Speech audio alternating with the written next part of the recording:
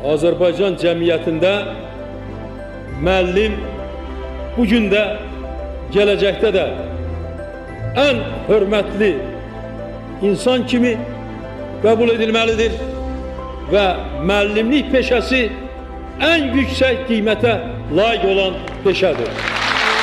Müəllim olmaq kitablarda yazılan hər hansı 5-6 cümləni şagirdə öyrətməkdən ibarət deyil.